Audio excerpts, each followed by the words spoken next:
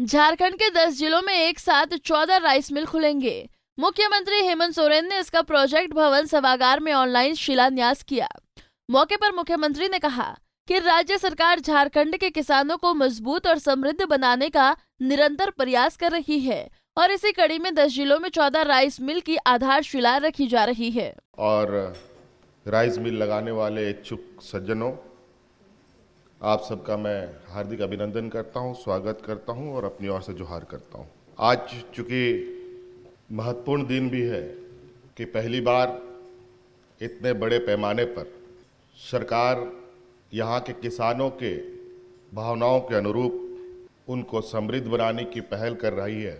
इसको लेकर सरकार ने जियाडा के माध्यम से राज्य में राइस मिल लगाने का निर्णय लिया। इसके तहत अभी उद्योग सचिव जी ने बताया किन किन जिलों में होना है। लगभग 14 राइस मिलें यहाँ लगनी है, जो लगभग 10 जिलों को कवर करेगा। वर्तमान में राज्य में 80 चावल मिलें हैं। लगभग राज्य में 50 से 60 हजार मेट्रिक टन लाख टन हमारे यहाँ धान की उपज होती है और वर्तमान स्थिति में 15 लाख टन प्रतिवर्ष ही हम मिलिंग कर पाते हैं। राज्य में विगत 4-5 सालों से धान की खरीद सरकार करती है और सरकार ने एमएसपी भी धान खरीद पर लगा रखी है। किसान के फसल सही दाम नहीं मिलना, सरकार के पास पर्याप्त संसाधन नहीं होने की वजह से अधिक मात्रा में धान की खरीद करना भी कई बार चुनौतियां बना रहता है। इसके लिए कई सारी चीजें हैं इससे जुड़ी, धान की खरीद से लेके उसका स्टोरेज से लेके उसकी मिलिंग प्रोसेस तक एक जो सर्किल है वो कंप्लीट नहीं है।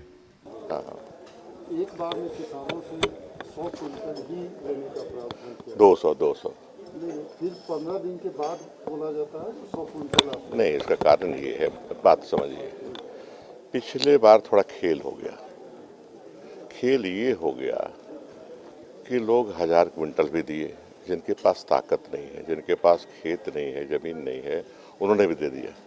तो रोकना है हमको तो सरकार को एमएसपी देना है, मिनिमम सपोर्ट प्राइस देना है। तो हम वैसे बिजनेसमैन को तो नहीं देंगे हम।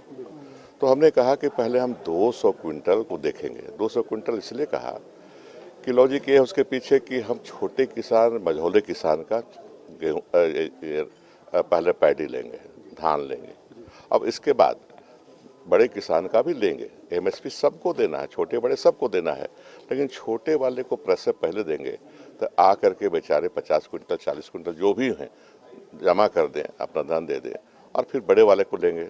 उनसे ज़मीन की भी जांच कराएंगे हम लोग। अगर मान लीजिए कि 800 है तो हम देंगे, 800 क्विंटल भी लेंगे, लेकिन ज़मीन की जांच में। ऐसा नहीं है कि बाहर से मंगा करके दे। पिछली बार बाहर से भी मंगा के पता चला, बाहर से भी मंगा के लोग दे दिए ना धान। तो वैसा उसको रोकने के लिए किया गया, कोई असुविधा किसी को नहीं होने देंगे। चल रही बात, ठीक है ना। झारखंड में फूड प्रोसेसिंग यूनिट को बढ़ावा देकर यहाँ के किसानों को उनकी उपज का उचित मूल्य उपलब्ध कराना सरकार की प्राथमिकता है। संसाधनों की कमी के कारण किसान भाइयों को चुनौतियों का सामना करना पड़ता है। राज्य सरकार फसलों के रखरखाव, स्टोरेज और मिलिंग समेत सभी कड़ियों को ध्यान में रखते हुए संसाधनों को दुरुस्त कर रही है। पंजाब केसरी टीवी के लिए रांची से आशुतोष की रिपोर्ट।